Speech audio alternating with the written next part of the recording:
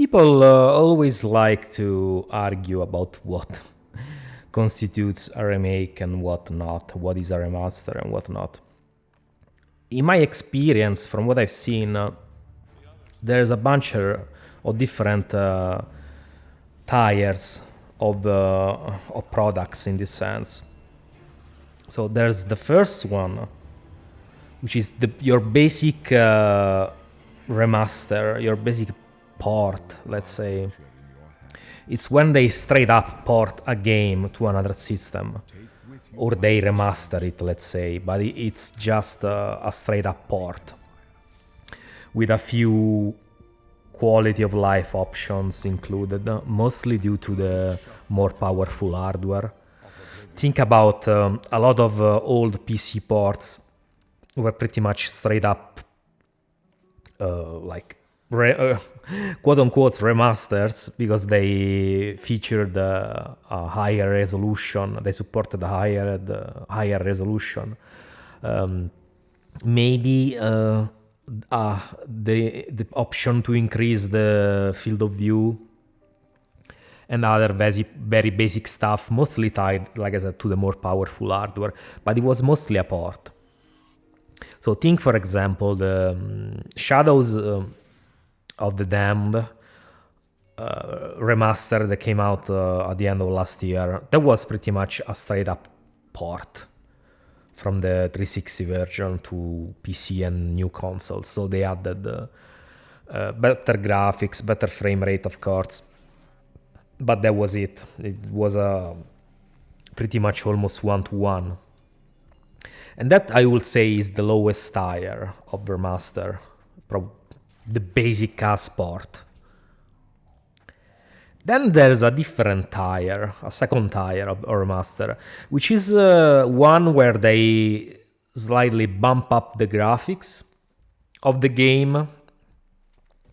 It's different from the previous tier, because in the previous tier they just take advantage of the more powerful hardware to give you like better anti-aliasing, better like resolution and etc. But in the second tier they slightly touch up the models to make them, I don't know, look better or look worse in some cases. The most egregious example I can think of right now that has come out in the last few years has been the Mass Effect remastered collection. I don't remember how it's called, but yeah, it's the collection that includes all 3 games with all the DLCs and so on. Yeah, that pretty much always adds a few quality of life improvements due to, of course, better hardware and all that stuff, all the DLCs, but they also touched up the models.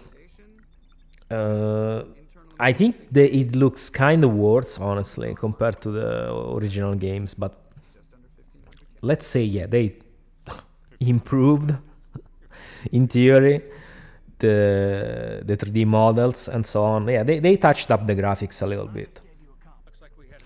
So they put actual work in that sense, other than straight up porting the game. So you can argue, they did work on that aspect of the game slightly more than the tier 1 remaster. And that one is a second tier, where they touch up the graphics a little bit. Second tier of remaster.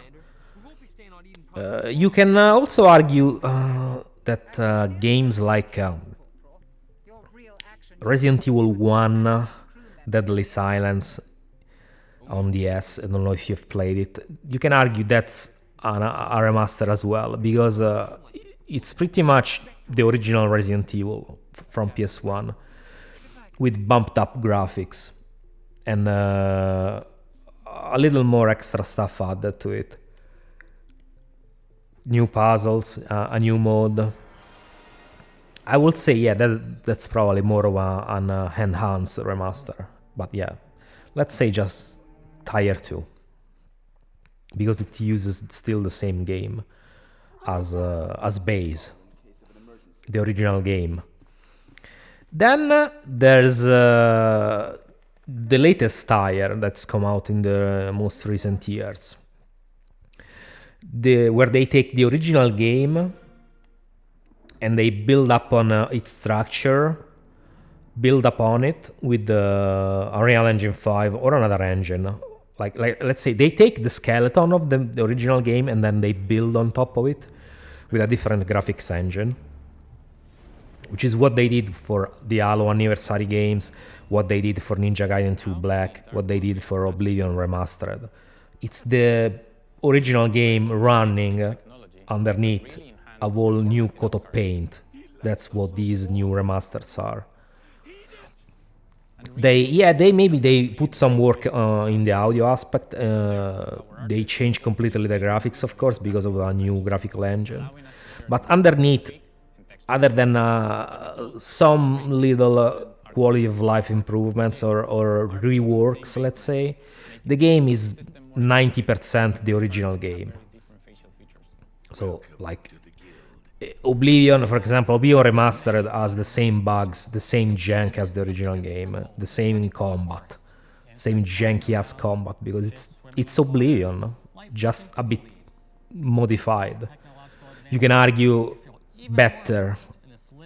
I mean, I would say, yeah, maybe it's better, but when it comes to the features, but when it comes to the graphics, it's a matter of taste, because honestly, like I said before, Unreal Engine 5 looks samey. All the Unreal Engine 5 games look very samey, so I'm not really a fan of Unreal Engine 5. But yeah, this is, like I said, it's the latest tire of Remaster. Probably the most complete and the one where they usually put the most work when it comes to the whole product.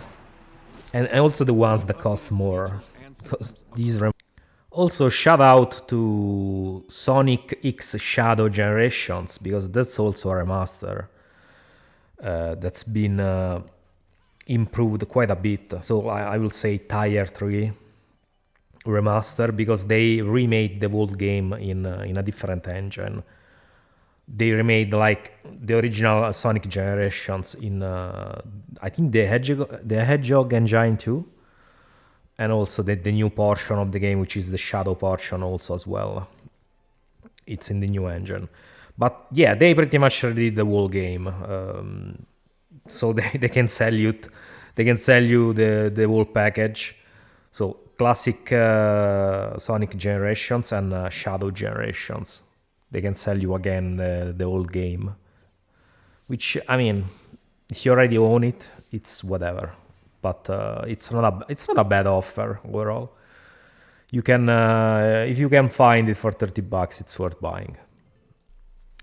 Then finally there's the remake, proper remakes. I mean, which, I mean, you know when something is a proper remake when it's not running the the original game code underneath.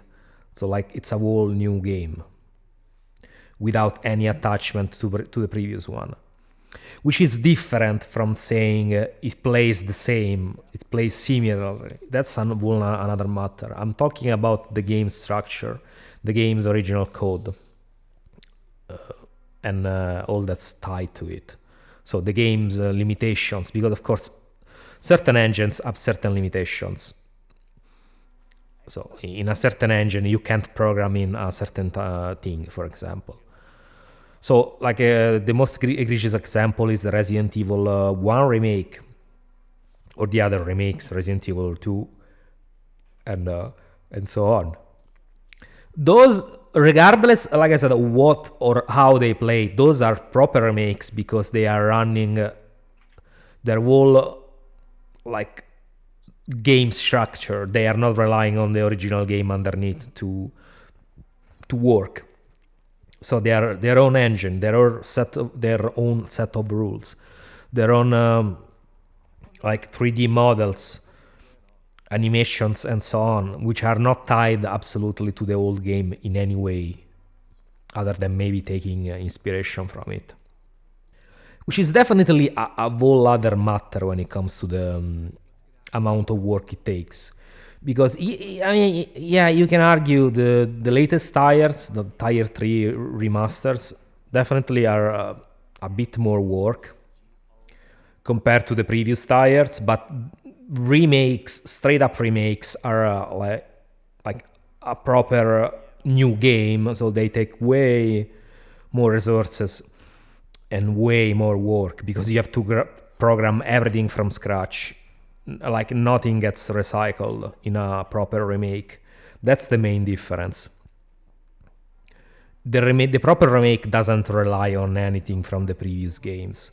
It's a whole new product with its own set of rules, its own like different limitations if there are, different choices when it comes to the game design, and so on. While the remasters, even the Tire 3, is just taking the old game and pam, with its limitations and attaching a new set of stuff onto it. So, and like I said before, then it comes into play the matter of does it play similar to the original game? But that's a different matter. A remake can be faithful to the original game, like the Resident Evil 1 remake, which is, I would say, 90% faithful to the original game. Or, for example, the Final Fantasy VII remake, which is very different. It's pretty much a different game that only that shares the same characters and story, let's say. So, this is it. This is pretty much the whole landscape of remakes, remasters, and so on. Which I mean, I wanted to make the proper distinctions because I've seen people calling remasters remakes, saying it's almost a remake. It's a remake. No, games like the Oblivion remaster are not remakes. They are remasters because, like I said, they run the original game underneath. You're pretty much playing the original game with better graphics and some small quality of life change. That's it. It's not a modern game, a new game. That's why I also think $50 for these games is a bit too much. I would say 35 is probably a more honest price, but I guess this is a matter of perspective.